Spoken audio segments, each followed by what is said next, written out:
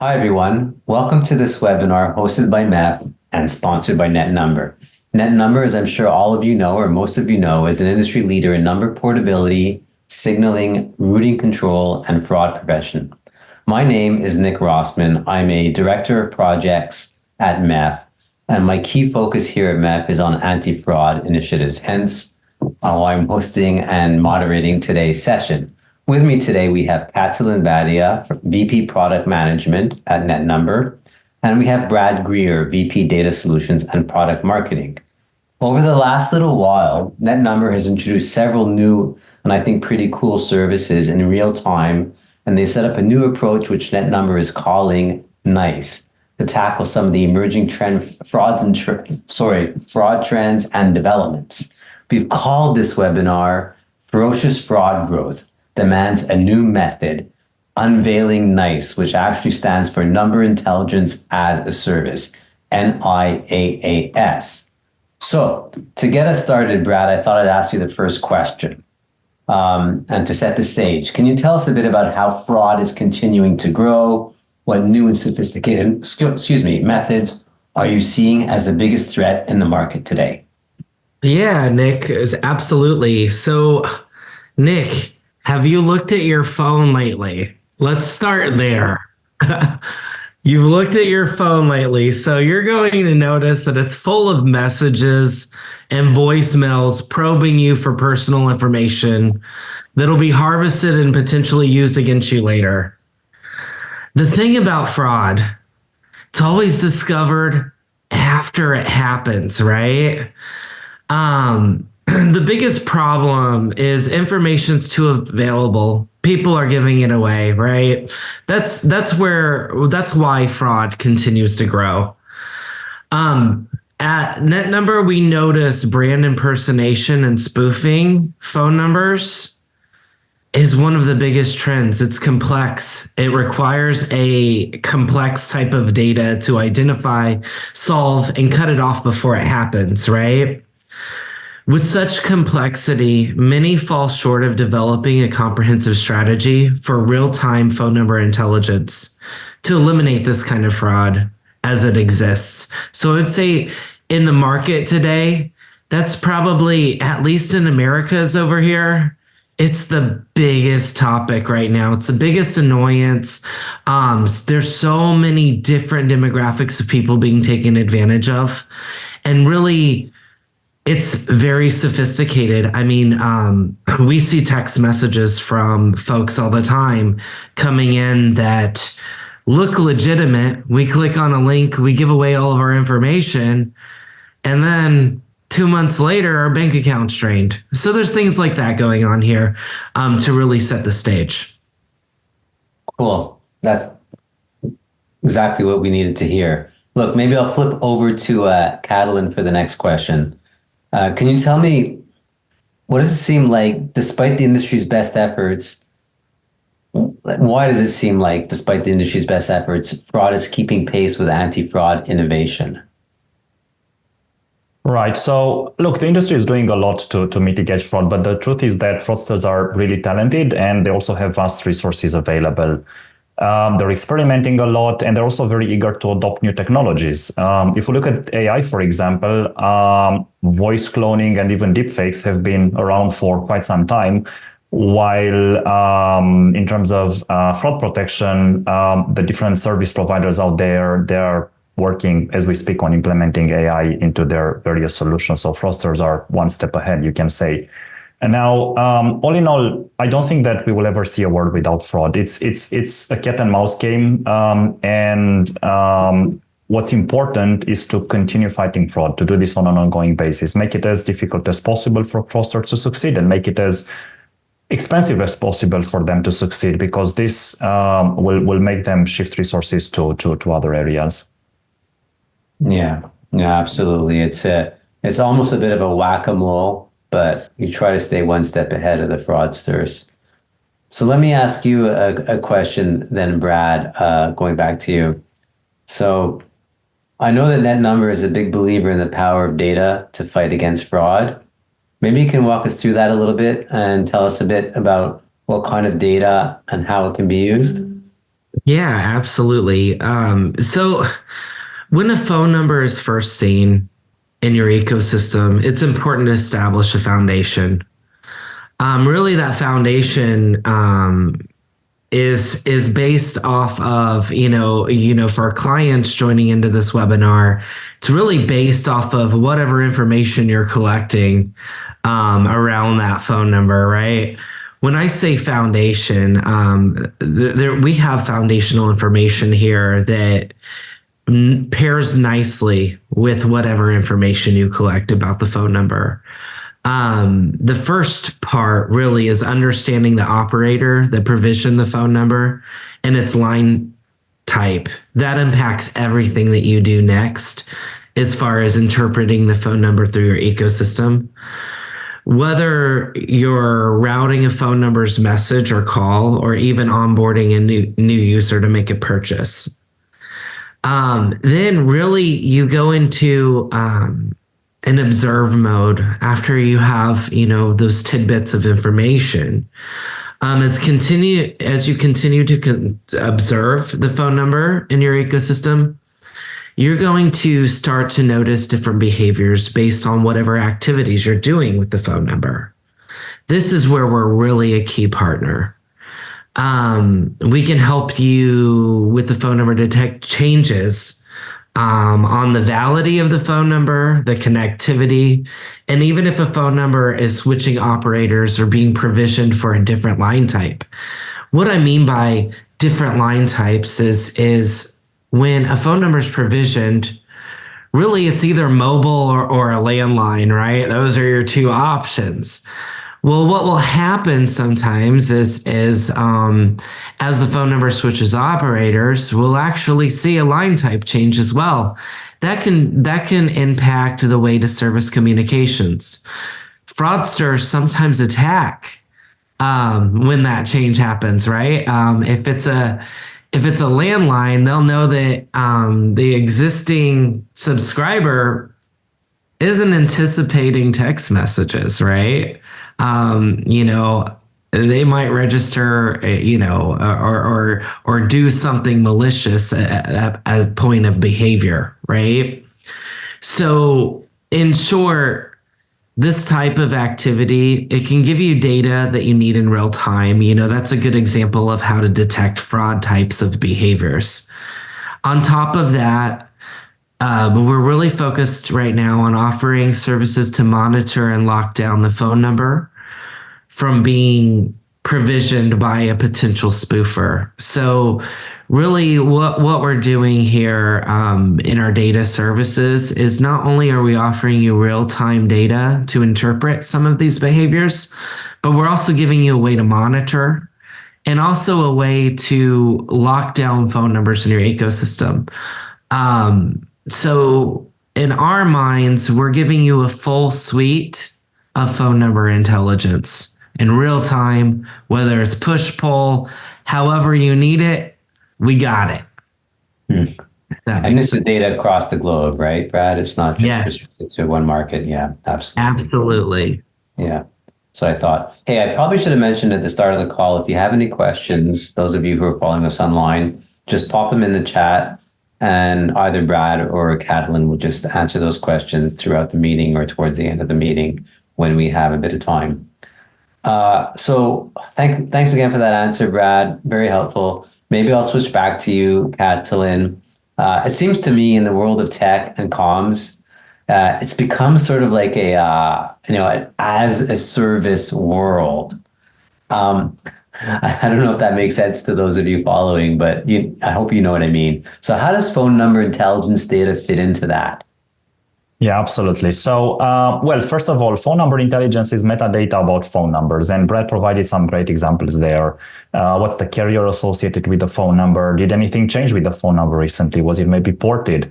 Was it involved in some sort of fraudulent activity that we're aware of? So all these bits and pieces, all these data elements, they are, they build together the phone number intelligence that we have. And the as a service part, that's very important because phone number intelligence, it comes in a multitude of formats, and it is subject to different contractual relationships and different regulatory restrictions, different T's and C's, different pricing models. So if you want to go and build it on your own, you could potentially do that, but the amount of time and the amount of spend and the amount of resources that you would need to employ to do that is tremendous. So in this as a service model, all these complexities, they go away. They're managed by NetNumber, and what our customers experience is a comprehensive coverage, a global coverage, as Brad mentioned, a simple API to integrate the services with, a single contract and a unified pricing model. Yeah, no, that's great. So did I interrupt you, or Catalin, or was that it? No, okay. So at the top of the webinar, when I introed the title, I mentioned NICE, which is Network Intelligence as a or Number Intelligence as a Service, but I didn't really say what it was because I'll leave that to our experts. So maybe now's the time, Brad, to expand a bit more on how you define Number Intelligence as a Service. Yeah, and this feeds off of really what Catalin was saying about the as of service and NetNumber, but our client base, the ecosystem that we serve, and everything going on with the metadata that Catalin was mentioning, it's complex, right? It's funny coming to NetNumber from an ingester of NetNumber data in many different roles in the past, but how I've always described NetNumber before NICE is, I would say NetNumber can tell me anything I need to know about a phone number in real time. And that's how I would define NetNumber. Just, the general generic way, a lot of people are like, what's NetNumber? I would be working on all of these different tasks. And that was my answer.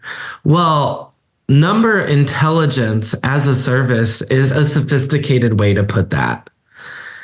And it's broad enough to where folks in industries that might not be as familiar with phone number intelligence, it's a sophisticated way to introduce them to that, because what's happening across enterprises today is they're not getting fresh real-time data that impact that because of that, it impacts their end users and the experience and the fraud and everything else. And so this is really our first attempt to make that a sophisticated, broad term that can be picked up by industries and enterprises that have yet become familiar with this type of data. As I always mention, I always use the word real time. Real time is important in so many different ways. It's not only important to combat fraud, it's important to streamline accuracy and to give any experience the attention and demand it deserves. And so really, that's how I define it, is number intelligence as a service is real-time phone number intelligence that can be leveraged and consumed via API. They can be used for streamlining experiences, mitigating fraud, establishing trust, all of those key pillars and powerful insights you can see on our website or in any webinar or any material that NetNumber puts out in the marketplace. No, yeah, thanks. I mean, it's funny how sometimes it could be so hard to explain what you provide, right? And I really like the simplicity of how you put it and what NICE is. It's super helpful, and I'm sure it'll be helpful for others as well. So while we're on the topic and while we're talking about NICE, maybe Catalin, you can kind of outline, like dig a little deeper and outline for us what it looks like and how it changes the way we can harness data. Yeah. So I would say the key change in this number intelligence as a service framework is that you only have to think of the problem that you want to solve. And we provide you with the building blocks that help you solve that problem. You don't have to worry about data fragmentation. You don't have to worry about this complex web of contractual relationships and commercial models, rules, local restrictions. That's all been taken care of by us, and we help you go to market quickly and cost effectively. All right. Yeah, that's super helpful. Okay. Yo-yoing back to you, Brad. Maybe you can follow on that with a few points. So what I'm wondering now is how does changing the model by which database services are delivered support anti-fraud measures better than it did before in the past? Yeah. So first point here is stale data empowers fraud to get through. So when you think about anything that we're doing in our everyday lives, a lot of us in our head naturally try to break systems, right? What I say by breaking systems is if you notice that a process is slow or inefficient, you think of ways to improve that, right? Well, reverse psychology, that's what a fraudster is doing on your ecosystem. Is they're like, oh, okay, so this company has a delay in sending a text message when I sign up. Oh, that's a vulnerability, right? How can I expose that to get something out of them? Right? So stale data is one of the biggest things that enables and empowers fraudsters. It's just one of those psychological things, we don't think about it in our everyday life, but really that's what's going on is a slow, stale process is how you identify weak points to get through and conduct fraud or to jam up a process, right? Another point really is to just talk about generative models on database services. Generative models, what I mean by that is one model kind of suits all based upon what data is sitting around in the ecosystem that you're managing and what basically happens there. Because they're generative models, they're more easily predicted. And the reason why they're easily predicted is because of stale data. So it kind of goes hand in hand, right? Real-time data will take a generative model and change the behavior, right? To give you an example of that in phone number intelligence, if you're using, let's say that you generate an operator or line type when you receive a phone number. And then you're building a generative model off of that and saying, okay, well, this phone number's with this operator and it's a mobile. Well, friends, those change all the time, right?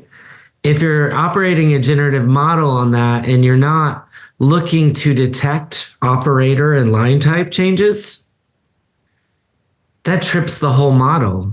That's when port out fraud happens, right? Port out fraud is one of the biggest things that everyone's trying to demystify. Everybody goes towards the direction of SIM swap.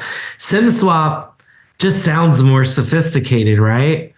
But it only impacts the SIM card switching devices. When limited coverage is available, it's left in the dust. Port out fraud, if you see an operator and a line type switching networks, you have the full puzzle, right? Not saying that every port out is fraudulent, probably less than 1% of them, right? But using a generative model, that's a powerful way to detect, to make sure that phone number is where it's supposed to be and is how you collected it and interpreted it. Sorry, get kind of funky with that word, but really that's the biggest thing about changing models. With data services, having real time data gets you in front of the fraudster. And all the headaches that I hear is usually with stale data. Yeah. I mean, it's an ongoing discussion that we have in the community when we're looking at areas where we can combat fraud. It's that sure you can be reactive once fraud has been committed, but that only goes so far. And the more you can be proactive, or as you say, real time, the more effective you are. Yeah, you gotta get ahead of it, you know? Yeah, yeah. And save a lot of people some genuine headaches. I think this is probably a good segue back to you, Catalin. Maybe you can walk us through some of the use cases within the customer ecosystems. Sure. So there are many types of fraud, obviously, and maybe just to speak of a few which are top of mind for our customers. I'll start with account takeover, which is enabled by port-out fraud, as Brad explained. Brad had an excellent point. I think by now the SIM swap processes within an operator are pretty secure. The porting processes might not be equally secure, and it might be, in some countries, it might be that you only need to, put your existing phone number on a form that gets attached to the contract with the new operator, and then, the number gets ported without many verifications. So that's definitely, a channel for fraudsters to take over phone numbers and then use them to receive, validation codes, one-time passwords, reset passwords of social media, transfer money, all those good things. The important part here is to know when phone numbers port in real time, and we have that information. Give us a phone number, we will tell you if it ported, and when. Was it a few minutes ago? Was it a day ago? Was it 7 days ago? And depending on the customer sensitivity to this particular signal, they can define a time frame, and for example, say anything that's been ported within the last 48 hours goes through some sort of extra scrutiny because it might be fraudulent. So that's one of them. Another type of fraud that comes up in nearly every conversation, every event, every customer discussion is artificially inflated traffic. And while we're still a long way to having a comprehensive solution, there are many things that can be done with existing and pretty simple tools to reduce some part of that. And I think the key part there is you can act only if you know that you have a problem, and it's important to know when you have a problem and to know it quickly. So what we typically talk to customers about when the issue of AIT comes up is it's important to monitor your traffic.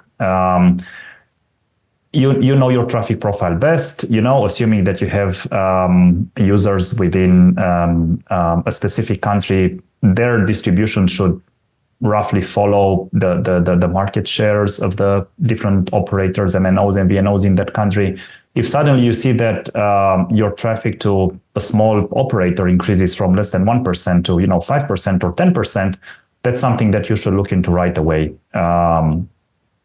It might be that that little operator has an amazing acquisition promotion and everybody's switching to them, or it might be that there's an incentive for someone to piggyback on that operator for AIT. So know it, and then you can act accordingly.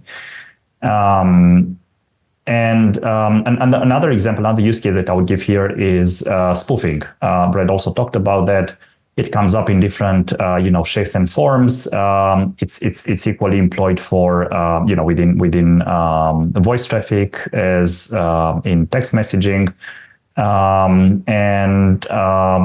Sometimes this is used for brand impersonation purposes. Sometimes this is used for enabling AIT. Some other times it's used to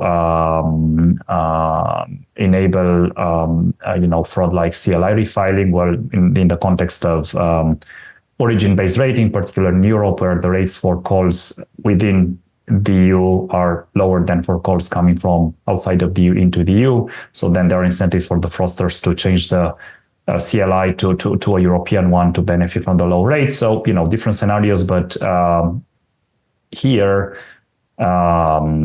our data helps our customers identify those phone numbers which are either invalid, so they are not a legitimate sender ID for a text message or a legitimate caller ID for a voice call, or even those numbers that are known to have been involved in different type of fraudulent activities, and essentially filter out those communication attempts to address a part of this traffic. Yeah.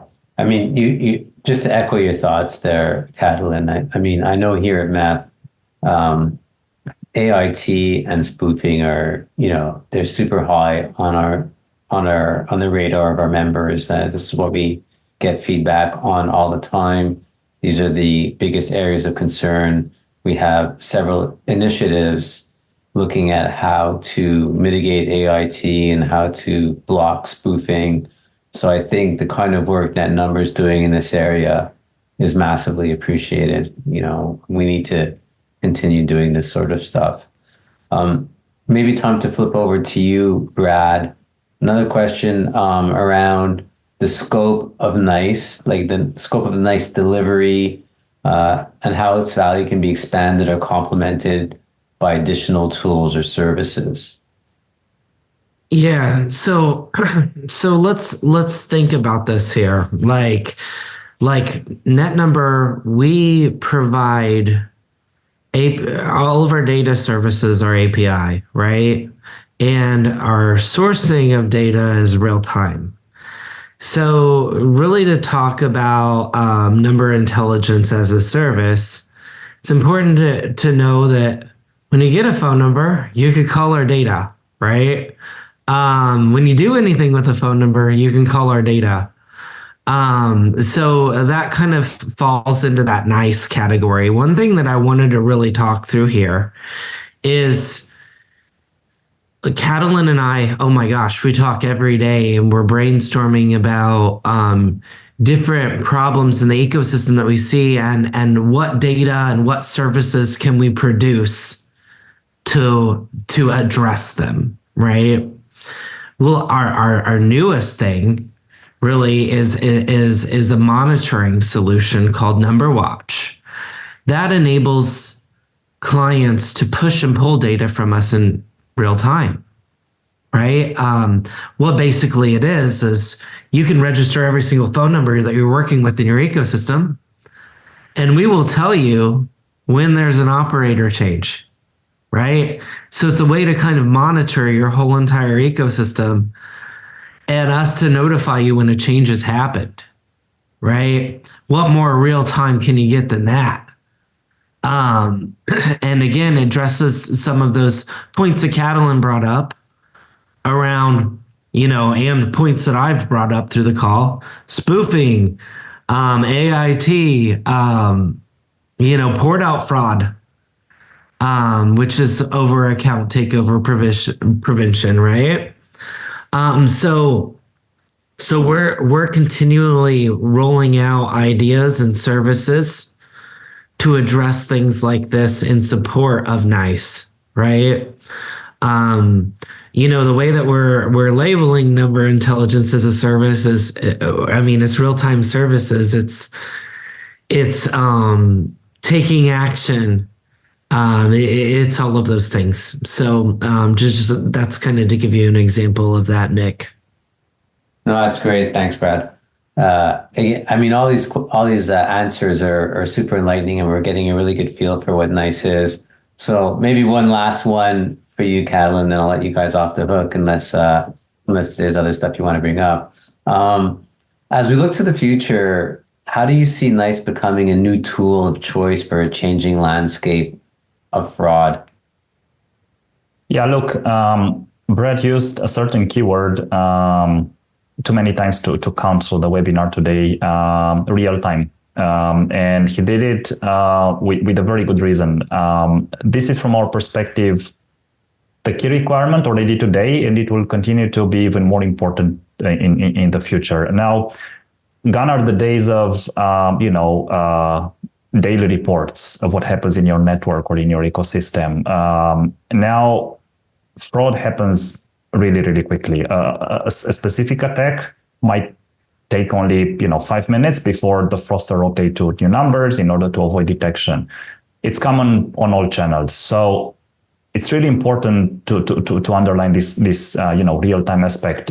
It's important, when you have a phone number as part of your messaging traffic that you carry, your voice traffic that you carry, involving some sort of process that you have if you're an enterprise, user onboarding, passwords reset, money transfer, anything where there is a phone number associated, or you have the opportunity to collect a phone number, you should do so, and you should continuously check on the status of the respective phone numbers, as Brad explained, and detect a change that appears unusual. You have the opportunity to into some friction in the process, make the user maybe resolve a CAPTCHA, make the user provide you some additional data, do something that would break down that process that the fraudster is employing. So the number intelligence as a service, that's the perfect tool to do that.